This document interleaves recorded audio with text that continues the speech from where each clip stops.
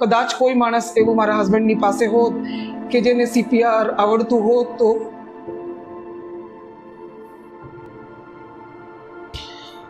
आज वो हमारे बीच होते, लेकिन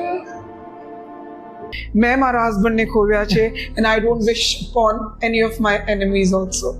So એક ઇમ્પોર્ટન્ટ ટાસ્કને તમે છોકરાઓ જેવા બનીને એટલું ઇઝીથી એટલું સહેલાઈથી છોકરાઓને સમજાવ્યું કે એક લાઈફ લર્નિંગ વસ્તુ એ લોકો શીખ્યા છે.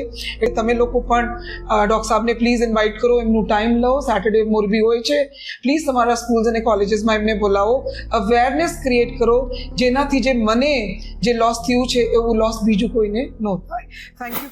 મને હંમેશા ઈચ્છા રહે છે કે આપણા સમાજમાં નાનામાં નાના માણસને પણ આ ફેસબુક અને યુટ્યુબના માધ્યમથી ભગવાનની માતાજીની દયાથી મને આપ્યું છે ને કે હું તમારા સુધી પોગાડી શકું ને તો ભગવાનની દયા છે. અને કોઈક ને કોઈક એવા માણસો મળતા રહે છે અહીંયા સીમાવા મળ્યા એની જે મને જિંદગીમાં હંમેશા કોઈક એવા સારા કામમાં મળતા રહીએ કે આપણને સપોર્ટ કરે.